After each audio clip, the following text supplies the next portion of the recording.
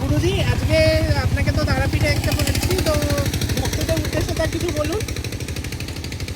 প্রত্যেক মাসেই অবশ্যই আমি আসি। ভক্তদের একটা কথাই বলবো যে আজকের তারাপীঠে আমি এখনই পৌঁছে যাবো, তো মাকে প্রণাম সেরে আমি ঢুকছি।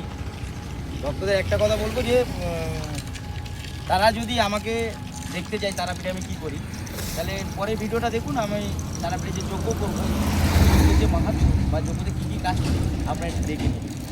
এর থেকে বেশি কিছু বলার নাই। আপনারা যজ্ঞ একটু ফোকাস রাখুন এবং আপনাদের যদি কোনো সমস্যা থাকে তাহলে এই যজ্ঞ দিয়ে আপনাদের কাজ করে দিতে পারেন। আসছি, পরে আবার কথা হবে।